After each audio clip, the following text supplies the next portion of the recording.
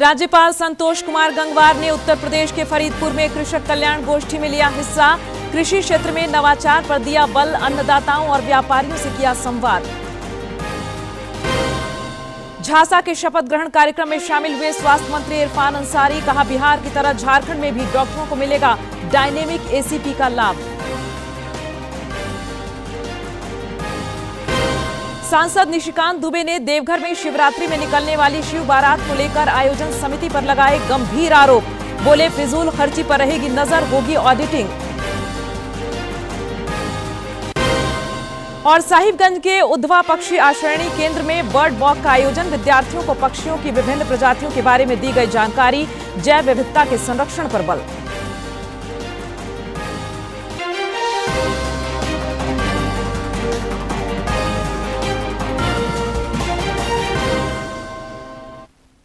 नमस्कार, खबरें झारखंड में आपका स्वागत है। मैं हूं प्रियंका और अब समाचार विस्तार से। बुलेटिन की शुरुआत करेंगे दिल्ली एनसीआर में आए आज सुबह भूकंप की खबर से। दिल्ली एनसीआर में आज सुबह 5:36 पर भूकंप के तेज झटके महसूस किए गए। भूकंप के दौरान तेज आवाज भी हुई, जिसे सुनकर लोग घरों से बाहर निकले। भूकंप का केंद्र दिल्ली में ही जमीन के नीचे 5 किलोमीटर की गहराई में था, जिसके रिएक्टर पैमाने पर तीव्रता 4 मापी गई। वहां 5:36 पर ये झटके महसूस किए गए। नेशनल सेंटर फॉर सेस्मोलॉजी के मुताबिक दिल्ली और इसके आसपास के इलाकों में 4.0 की तीव्रता का भूकंप दर्ज किया गया। भूकंप का केंद्र दिल्ली में जमीन से 5 किलोमीटर की गहराई में था।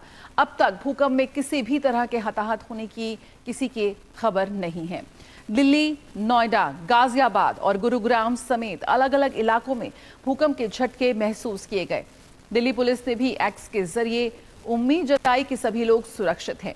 दिल्ली पुलिस की ओर से कहा गया है कि लोग आपातकालीन सहायता के लिए 112 डायल करें। और इस बीच लोगों में काफी डर देखा गया। प्रधानमंत्री नरेंद्र मोदी ने लोगों से सुरक्षा सावधानियों का पालन करने और संभावित झटकों के प्रति सतर्क रहने का आग्रह किया है। प्रधानमंत्री ने कहा है कि अधिकारी स्थिति पर कड़ी नजर रख रहे हैं। प्रधानमंत्री मोदी ने सभी लोगों से सावधानी बरतने की अपील की है।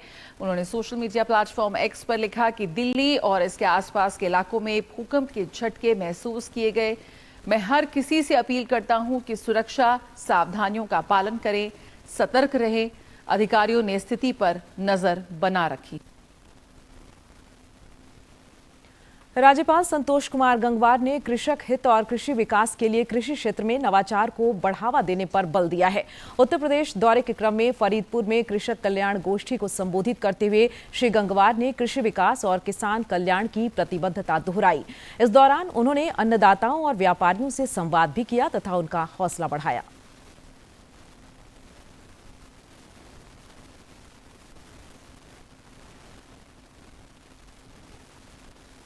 स्वास्थ्य मंत्री इरफान अंसारी कल रांची में झांसा के शपथ ग्रहण समारोह में शामिल हुए। इस दौरान उन्होंने डॉक्टरों की लंबित कई मांगों पर उन्हें आश्वस्त किया कि सरकार उनकी बेहतरी को लेकर निर्णय लेगी। स्वास्थ्य मंत्री ने कहा कि बिहार की तर्ज पर झारखंड में भी डॉक्टरों को डायनेमिक एसीपी का लाभ मिलेगा। उन्होंने कहा कि इससे आने वाले दिनों में देश के अन्य राज्य झारखंड के नियमों का अनुसरण करेंगे। साथ ही डॉक्टरों के हित वाले नियमों से दूसरे राज्यों के डॉक्टर भी झारखंड में योगदान देंगे, जिससे स्वास्थ्य व्यवस्था को मजबूती मिलेगी। देवघर में शिवरात्रि में निकलने वाली शिव बारात पर विवाद गहराता जा रहा है। गोड्डा के सांसद निशिकांत दुबे ने इस मुद्दे पर तीखा बयान दिया है। उन्होंने देवघर में पत्रकारों से बातचीत करते हुए आरोप लगाया कि आयोजन समिति ने शिवरात्रि शिव बारात को मुख्यमंत्री के हाथों बेच दिया है और इसके बदले में आयोजन समिति के कुछ लोगों को फायदा पहुंचने वाला है। उन्होंने कहा कि वे किसी भी हालत में शिवरात्रि में राज्य सरकार के द्वारा फिजूल खर्ची और पैसे की बर्बादी नहीं होने देंगे तथा पूरे शिवरात्रि शिव बारात की ऑडिटिंग की जाएगी।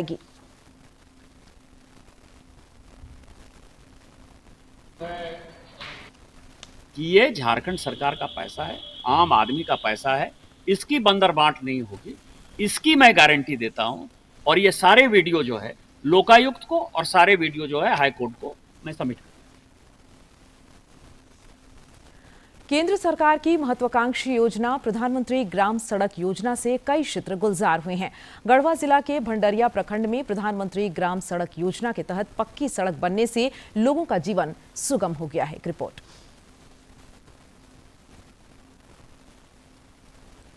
सरकार ने जब से गढ़वा को आकांक्षी जिला में शामिल किया है, तब से यहां चौतरफा विकास हो रहा है।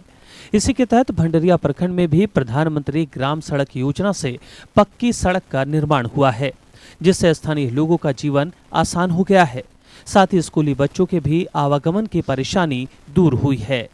बच्चों के पढ़ाई लिखाई में, साइकिल से आने जाने में, हाई स्कूल आने में भंडरिया तक बहुत सुविधा हो गया है। कम समय में भी बच्चे लोग आ जाते हैं और भंडरिया से कुरुम तक बहुत बड़ा जर्जर पहले रोड था, ये बहुत अच्छा रोड बन गया है। भंडरिया से कुटकू तक बने प्रधानमंत्री ग्राम सड़क से क्षेत्र में रोजगार को भी बढ़ावा मिल रहा है।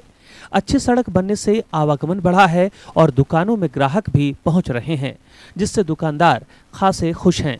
रोड बनने से फायदा ये हुआ कि यहाँ का आने जाने का पॉपुलेशन बढ़ा, उससे हम लोग का दुकानदारी का थोड़ा सा संख्या कमाने खाने का रूट अच्छा लगा।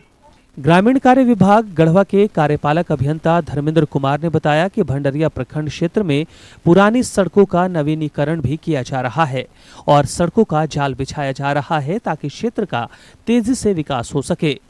यह पथ ग्रामीण कार्य विभाग के अंतर्गत PMJSY योजना अंतर्गत इसको निर्माण कराया गया है। हम लोग का जो टारगेट है, जितनी भी हमारी पुरानी पथें, जर्जर पथें हैं, वो सबको हम लोग नए सिरे से रिपेयर कर रहे हैं, ताकि ग्रामीणों को आवागमन में किसी प्रकार का असुविधा न हो। प्रधानमंत्री ग्राम सड़क योजना के तहत गढ़वा के भंडरिया प्रखंड में पक्की सड़क के निर्माण से खुशियां अब लोगों के घरों तक पहुंचने लगी हैं। गढ़वा से विजेंद्र तिवारी की रिपोर्ट। CSR के तहत CCL विकास और जन कल्याण में सहयोग कर रहा है। इस क्रम में गिरिडीह के महेशलुंडी पंचायत में CCL की ओर से मेडिकल कैंप लगाया गया। भारत सरकार की नवरत्न कंपनियों में से एक CCL सामाजिक दायित्वों का भी निर्वहन कर रही है। इसी दिशा में CCL बनियाडीह की ओर से महेशलुंडी पंचायत में मेडिकल कैंप लगाकर गरीब लोगों का इलाज किया गया। शिविर के आयोजन की स्थानीय जनप्रतिनिधियों ने प्रशंसा की। CSR निधि के तहत यह शिविर लगाया गया है और इस शिविर में इस क्षेत्र के जितने भी जो असमर्थ लोग हैं, जो कुछ पैसे के अभाव में, डॉक्टर के अभाव में नहीं दिखा पाते हैं, गिरिडीह नहीं जा पाते हैं, वैसे लोग आज इस शिविर में लाभ ले रहे हैं। इस मौके पर CCL के डॉक्टर अनुराग कुमार और डॉक्टर शिव शंकर मेहरा ने बताया कि कैंप में वैसे मरीजों का इलाज किया गया जो आर्थिक रूप से सक्षम नहीं हैं। जरूरतमंद मरीजों को मुफ्त में दवाएं भी उपलब्ध कराई गई। ऐसे पेशेंट जो कि बाहर में इलाज नहीं कर सकते हैं या उतना एफोर्ड नहीं कर सकते हैं, उसके लिए है कि हम लोग कहीं भी इस जगह का, इस तरह का कैंप लगाते हैं। ये कैंप, मेडिकल कैंप हम लोग CSR एक्टिविटीज के अंतर्गत कर रहे हैं। जो पेशेंट, जैसे आपको AMO साहब ने बताया कि जो पेशेंट जो है इलाज अफोर्ड नहीं कर सकते या जो पेशेंट जो है हॉस्पिटल जाने का खर्चा मुर्जा नहीं वहन कर सकते, उनके पास हम लोग कैंप करने आते हैं। CSR CCL की तरफ से स्पॉन्सर्ड ये सारे कैंप्स हैं। CCL की ओर से CSR मद से लगातार तीसरी बार इस क्षेत्र में मेडिकल कैंप का आयोजन हुआ, जिसमें जरूरतमंद लोगों को काफी लाभ मिला। गिरिडीह से रमेश कुमार प्रभाकर की रिपोर्ट। कोडरमा में पुलिस को मवेशी तस्करों के खिलाफ बड़ी कामयाबी मिली है। पुलिस ने गुप्त सूचना पर कोडरमा गेट के पास वाहन चेकिंग के क्रम में एक 12 चक्का ट्रक से 42 भैंस के बच्चों को बरामद किया है। इस मामले में 5 तस्करों को गिरफ्तार किया गया है। इन मवेशियों को बिहार की ओर से कोडरमा होते हुए तस्करी के लिए ले जाया जा रहा था। पाकुड़ जिले के महेशपुर प्रखंड में सड़क दुर्घटना में 2 युवकों की मौत हो गई। यह हादसा ट्रैक्टर और बाइक की सीधी भिड़ंत की वजह से हुआ। इस दुर्घटना में गंभीर रूप से घायल एक व्यक्ति का प्राथमिक इलाज के बाद बेहतर उपचार के लिए उसे रेफर कर दिया गया है। पुलिस ने दुर्घटनाग्रस्त दोनों वाहनों को जब्त कर लिया है। कोडरमा में अवैध शराब के खिलाफ पुलिस का अभियान जारी है। इस क्रम में पुलिस ने गुप्त सूचना के आधार पर सतगावा थाना क्षेत्र में वाहन चेकिंग के दौरान एक पिकअप वाहन में अवैध रूप से ले जाए जा रहे 100 पेटी अंग्रेजी शराब को बरामद किया है। इस मामले में एक तस्कर को गिरफ्तार भी किया गया है। सरायकेला जिले के आदित्यपुर में 20 फरवरी को वरिष्ठ नागरिक सम्मान समारोह का आयोजन होगा, जिसमें श्रम मंत्री संजय प्रसाद यादव के भी शामिल होने की संभावना है। आदित्यपुर नगर परिषद के पूर्व उपाध्यक्ष पुरेंद्र नारायण सिंह ने इस बात की जानकारी दी।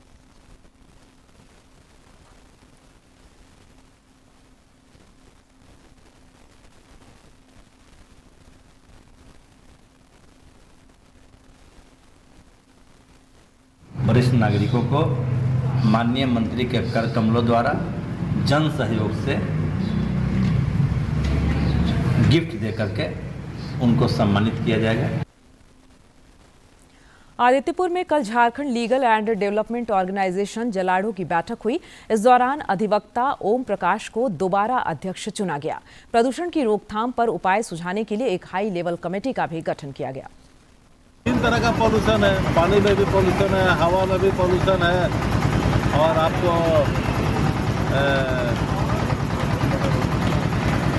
और एक महत्वपूर्ण बात है जो अभी हमको फिर आपको बताएंगे। तो इसके लिए जन कल्याण मोर्चा जो है, Jharkhand legal advisory and development organisation एक बहुत ही पावरफुल हाई लेवल कमेटी बनाई है। और आपका पसंदीदा डीडी झारखंड नए तेवर और नए कलेवर के साथ आपके बीच है, ताकि पल पल की खबरें आप तक पहुंचे।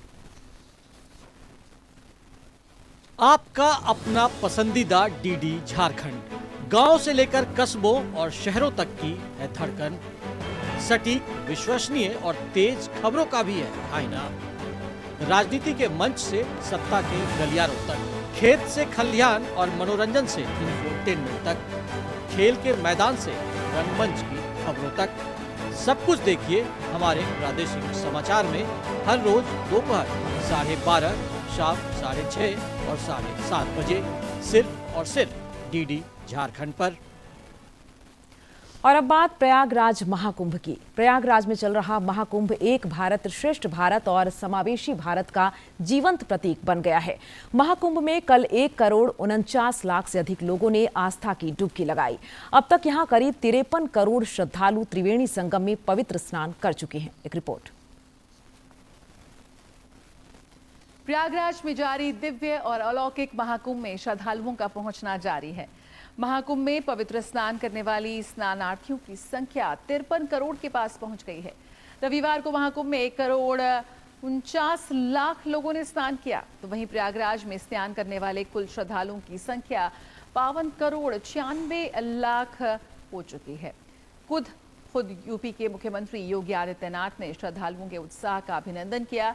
योगी आदित्यनाथ ने इस पर खुशी जताई।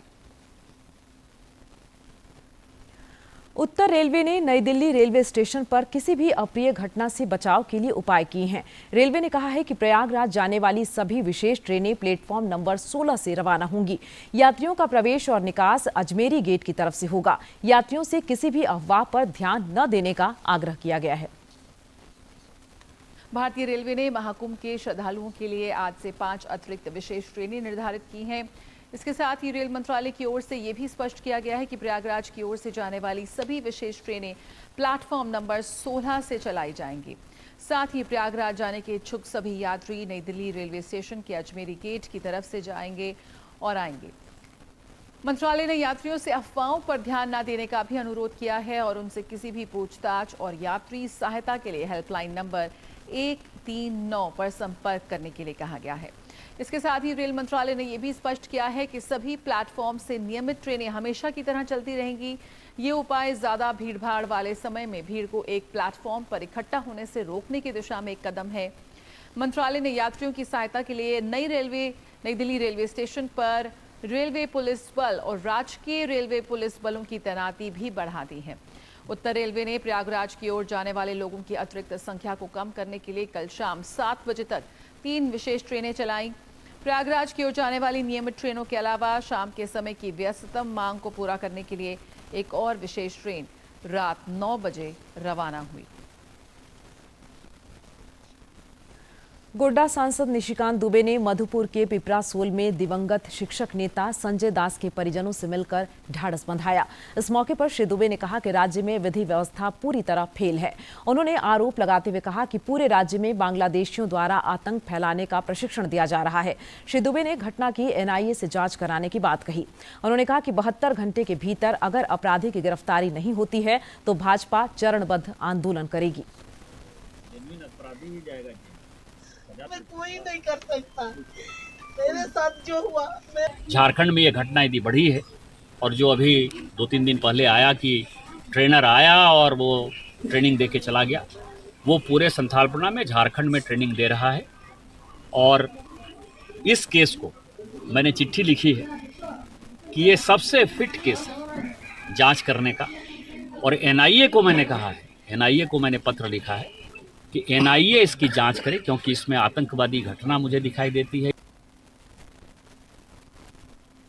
साहिबगंज के उधवा पक्षी आश्रयणी केंद्र में बर्ड वॉक का आयोजन किया गया। वन बचाओ समिति की ओर से आयोजित इस बर्ड वॉक में पीएम श्री नवोदय विद्यालय, राजमहल मॉडल कॉलेज और उधवा हाई स्कूल के विद्यार्थियों ने भाग लिया। इस दौरान विशेषज्ञों ने विद्यार्थियों को पक्षियों के विभिन्न प्रजातियों की पहचान, उनके आवास, प्रवास और संरक्षण के महत्व के बारे में जानकारी दी। इस दौरान अधिकारियों ने छात्रों को जैव विविधता के संरक्षण की आवश्यकता और पक्षियों की पारिस्थितिकी में भूमिका के बारे में बताया।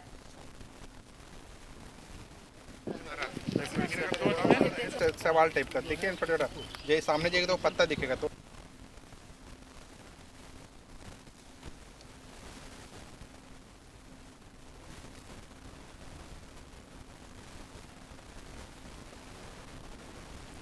राज्य के चिन्हित जिलों में आजकल फाइलेरिया रोधी विशेष अभियान चलाया जा रहा है। साहिबगंज जिले में भी लोगों को फाइलेरिया रोधी दवाइयां खिलाई जा रही हैं। जिले में 13 लाख से अधिक लोगों को दवा खिलाने का लक्ष्य निर्धारित किया गया है। उपायुक्त हेमंत सती ने बताया कि यह अभियान प्रभावी तरीके से जिले में चलाया जा रहा है। सभी जितने भी एलिजिबल लोग हैं उन सभी लोगों को फाइलेरिया से संबंधित दवा का सेवन कराएंगे, जिसको मास ड्रग एडमिनिस्ट्रेशन MDA अभियान के नाम से जाना जाता है। मैं आप सभी लोगों से अपील करता हूं कि कृपया इस महाअभियान में पार्टिसिपेट करें और साहिबगंज जिले को फाइलेरिया मुक्त बनाने की दिशा में एक अच्छी पहल करें। साहिबगंज डिस्ट्रिक्ट एडमिनिस्ट्रेशन और हेल्थ एडमिनिस्ट्रेशन आपके स्वास्थ्य की रक्षा के लिए प्रतिबद्ध है और मैं ये उम्मीद करता हूं कि आप सभी लोग इस पूरे महाअभियान में पार्टिसिपेट। और आइए अब देखते हैं राज्य के विभिन्न जिलों की खबरें फटाफट अंदाज में।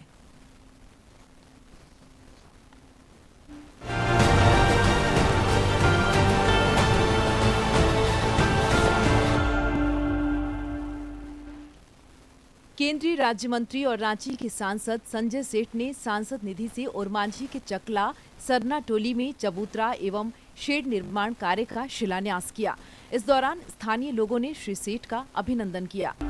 केंद्रीय राज्य मंत्री और रांची के सांसद संजय सेठ ने ओरमांझी प्रखंड के कुच्चू पंचायत में सांसद निधि से PCC पथ निर्माण कार्य का शिलान्यास किया। मौके पर स्थानीय भाजपा कार्यकर्ता और बड़ी संख्या में ग्रामीण मौजूद थे। चतरा के सांसद कालीचरण सिंह ने टंडवा प्रखंड मुख्यालय के शहीद चौक स्थित झारखंड राज्य खुला विश्वविद्यालय से मान्यता प्राप्त महादेव डिग्री कॉलेज का उद्घाटन किया। मौके पर श्री सिंह ने कहा कि यह संस्थान क्षेत्र के विद्यार्थियों को गुणवत्तापूर्ण शिक्षा प्रदान करने में महत्वपूर्ण भूमिका निभाएगा। झालसा के निर्देश पर न्यायायुक्त सह अध्यक्ष जिला विधिक सेवा प्राधिकार रांची के मार्गदर्शन में बिरसा मुंडा केंद्रीय कारा होटवार में जेल अदालत सह विधिक जागरूकता शिविर का आयोजन किया गया। मौके पर जेल में बंद कैदियों को अदालत से जुड़े कानूनों की निःशुल्क जानकारी दी गई।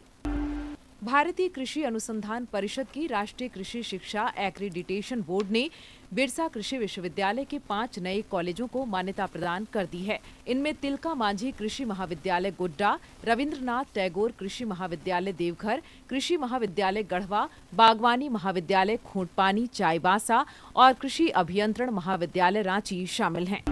HEC मजदूर संघ की बैठक रांची के धुरवा में हुई। बैठक में कर्मचारियों और संघ के सदस्यों ने HEC की समस्याओं को लेकर गहन विचार विमर्श किया। इस दौरान संघ के सदस्यों ने कहा कि HEC परिसर में जितने भी स्कूल हैं उनसे प्रबंधन बात कर उनके बच्चों का फीस माफ कराए।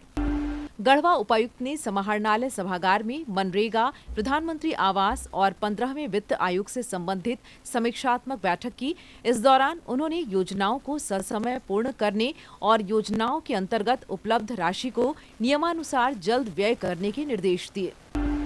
पलामू के हुसैनाबाद थाना क्षेत्र में पुलिस और आबकारी विभाग ने अवैध शराब के खिलाफ अभियान चलाया। इस दौरान लपसेरा गांव में अवैध शराब निर्माण के लिए रखे गए 2000 किलो जावा महुआ को नष्ट किया गया। पलामू टाइगर रिजर्व अंतर्गत गारू पश्चिमी वन क्षेत्र में एक जंगली हाथी की मौत हो गई। घटना की जानकारी मिलने के बाद वन विभाग की टीम घटनास्थल पर पहुंचकर मामले की छानबीन की। राज्यपाल संतोष कुमार गंगवार ने बिहार के पूर्व मुख्यमंत्री जननायक भारत रत्न कर्पूरी ठाकुर को आज उनकी पुण्यतिथि पर उन्हें विनम्र श्रद्धांजलि अर्पित की।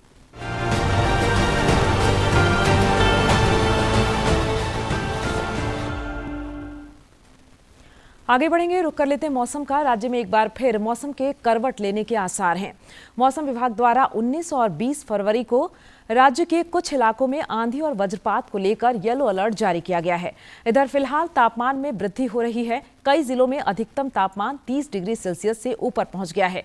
न्यूनतम तापमान में भी बढ़ोतरी हुई है। मौसम विज्ञान केंद्र रांची के अनुसार न्यूनतम तापमान में अगले 2 दिनों के दौरान धीरे धीरे 2 से 3 डिग्री सेल्सियस तक की वृद्धि हो सकती है।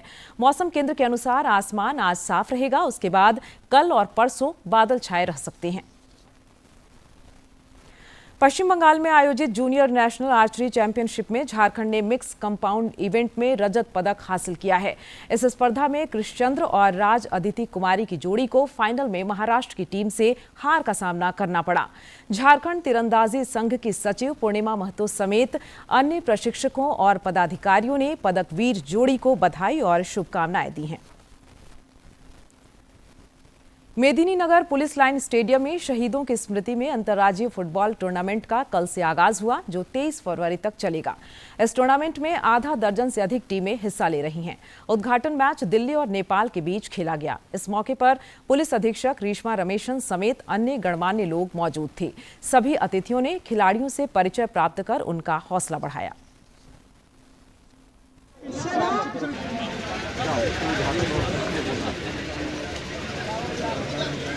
Thank you sir. यहाँ पर धन्यवाद सर को भी। और खेल जगत की महत्वपूर्ण खबरों को देखते हैं फटाफट अंदाज में। इंडियन प्रीमियर लीग का 18वां संस्करण 22 मार्च 2025 से शुरू होगा। फाइनल 25 मई को खेला जाएगा। सीजन में कुल 13 आयोजन स्थल पर 74 मैच खेले जाएंगे। प्रतियोगिता का पहला मुकाबला defending champions Kolkata night Riders और रॉयल चैलेंजर्स बेंगलुरु के बीच 22 मार्च को कोलकाता में खेला जाएगा। विमेंस प्रीमियर लीग में कल खेले गए मैच में गुजरात जायंट्स ने यूपी वॉरियर्स को 6 विकेट से हराया। गुजरात जायंट्स की एशले गार्डनर को प्लेयर ऑफ द मैच चुना गया। युगांडा के जेकब किपलीमो 57 मिनट से कम समय में हाफ मैराथन पूरी करने वाले पहले एथलीट बने। किपलीमो ने बार्सिलोना में आयोजित मैराथन 56 मिनट और 42 सेकंड में पूरी कर नया विश्व रिकॉर्ड बनाया। उन्होंने पिछले रिकॉर्ड में 48 सेकंड्स की कटौती की।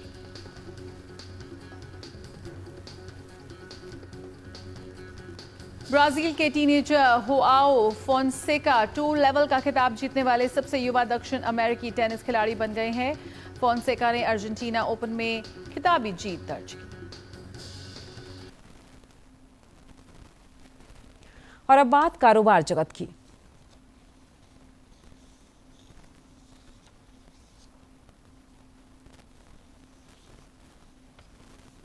प्रधानमंत्री नरेंद्र मोदी ने रविवार को नई दिल्ली में आयोजित हो रहे भारत टेक 2025 में शिरकत की। इस अवसर पर प्रधानमंत्री ने वहां आयोजित एक प्रदर्शनी का अवलोकन भी किया। भारत टेक्स प्लेटफॉर्म कपड़ा उद्योग का सबसे बड़ा आयोजन है। प्रधानमंत्री ने भारत टेक्स 2025 को संबोधित करते हुए कहा कि भारत ने पिछले दशक में कपड़ा उद्योग में तेजी से विकास किया है। बैंक ऑफ महाराष्ट्र द्वारा ऐलान किया गया कि उसे भारतीय रिजर्व बैंक से गुजरात की गिफ्ट सिटी में international financial services centre banking unit स्थापित करने की मंजूरी मिल गई है। फेसबुक, इंस्टाग्राम और व्हाट्सएप की प्रवर्तक कंपनी मेटा ने 50,000 किलोमीटर की लंबाई के अंडर सी केबल प्रोजेक्ट वाटरवर्थ का ऐलान किया। इस प्रोजेक्ट का उद्देश्य भारत अमेरिका के बीच डिजिटल कनेक्टिविटी को बढ़ाना है। भारत के व्यापारिक निर्यात में चालू वित्त वर्ष की चौथी तिमाही में 124.8 बिलियन डॉलर की वृद्धि होने का अनुमान, जो वित्त वर्ष 2024 की चौथी तिमाही की तुलना में 3.64% की वृद्धि है। झारखंड राज्य अपनी संस्कृति और भाषाओं की बहुलता के लिए जाना जाता है, जिसके विकास को लेकर समय समय पर सरकार और प्रशासन की ओर से कदम उठाए जाते हैं। इसी दिशा में गुमला के बिरसा एग्रो पार्क में 3 दिवसीय लिटरेचर फेस्टिवल का आयोजन किया गया है।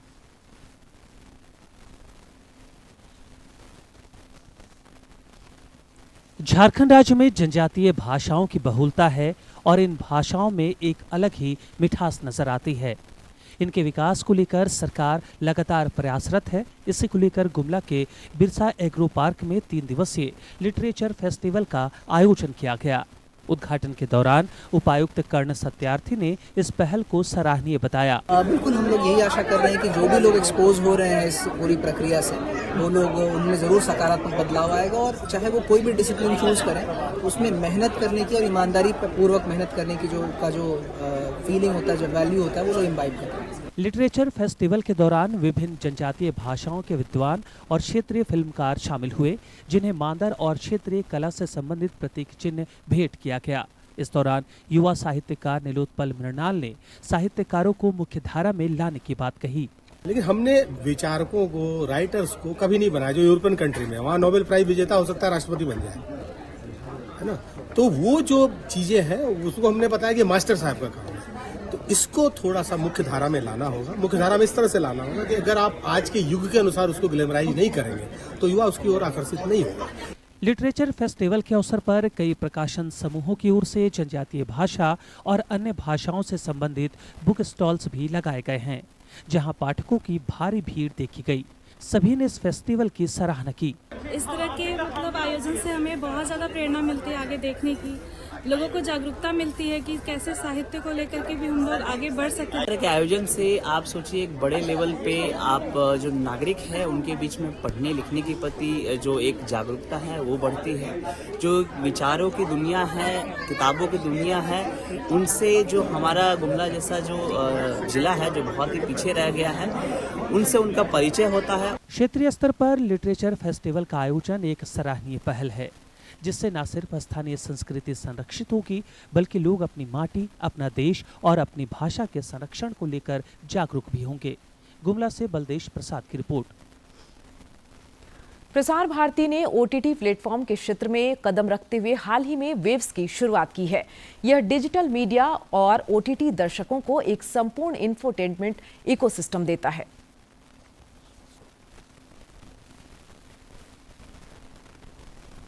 देश के सार्वजनिक प्रसारक दूरदर्शन के OTT प्लेटफॉर्म के क्षेत्र में कदम रखते हुए हाल ही में वेव्स की शुरुआत हुई है।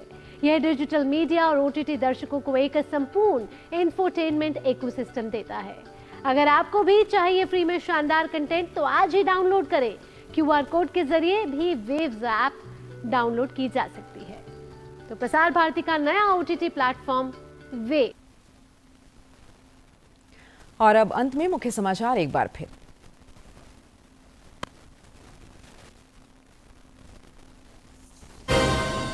राज्यपाल संतोष कुमार गंगवार ने उत्तर प्रदेश के फरीदपुर में कृषक कल्याण गोष्ठी में लिया हिस्सा। कृषि क्षेत्र में नवाचार पर दिया बल, अन्नदाताओं और व्यापारियों से किया संवाद। झांसा के शपथ ग्रहण कार्यक्रम में शामिल हुए स्वास्थ्य मंत्री इरफान अंसारी। कहा, बिहार की तरह झारखंड में भी डॉक्टरों को मिलेगा डायनेमिक ACP का लाभ।